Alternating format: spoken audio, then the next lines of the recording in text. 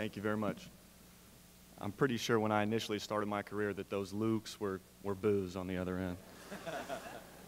First, I'd like to thank the governor for having me and welcome everyone. I'd also like to congratulate Mr. and Mrs. Riley. This opportunity means a lot to me, being able to talk about something I'm very passionate about. I got to travel with the basketball team yesterday, and it really makes you miss everything about playing, about the old playing days. Everything from pregame meals to walkthrough to being there for warm-ups. John Paul Jones is a beautiful arena. I loved every second of it. But I do not miss rides home with an angry Coach Pitino. When I was younger, I identified with sports. It's who I was. It's how I was known. It's what I did. And I was very fortunate to have some success playing with the University of Louisville. I got to play for Team USA in Russia. I got to play professionally both in the States and overseas. And after the national championship, my dad wasn't doing very well. Had some health issues. I went back to Virginia and I got to spend some time with him. And I made a comment to my dad, and his response I'll never forget. I talked about how college was the best time of my life, and I was enjoying so many different experiences, going to meet the president. I was on the fire truck to start the Derby parade. We had tons of events, and it was a great time. And I said, this is supposed to be the best time of my life.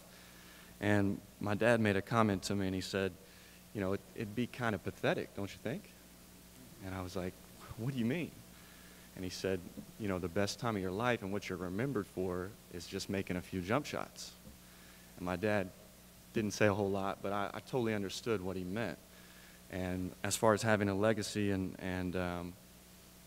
being a man of faith, you know, that's what I would like to be remembered for, not necessarily making a few jump shots in a kind of important game, but more my walk with Christ and getting closer.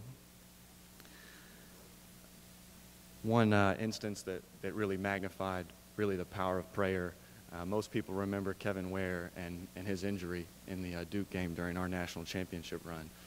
And I'm not sure if you remember the reaction from the players, but it happened about 10 feet in front of me. I was on the bench. Kevin contested a shot, and he went down with a broken leg. And I have no idea what came over me or why I went out to Kevin, but I grabbed his arm, and he was obviously in some pain, and I obviously didn't know what to say, so I just began to pray. And eventually Kevin started to pray with me, and we asked for some guidance, and we asked for some help.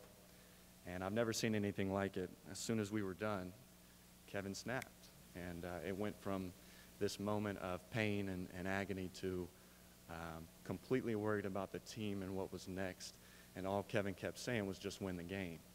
And it was immediately when we finished that prayer that he was no longer worried about the pain or if he'd ever play again, but he was worried about the team and about us getting better. I was invited today by Governor Bevin, as well as Chris Morgan, who's head of FCA at the University of Louisville. And he's been a guiding light for myself and plenty of other athletes, including Olympian record holder Kelsey Worrell and everybody's favorite Teddy Bridgewater. Again, we all go through trying times. The Bible says in Romans 8:28, we know that all things work together for good to those that love him. And I'm truly amazed how God can take a test and turn it into a testimony. Thank you again for the opportunity to speak today. Have a good day.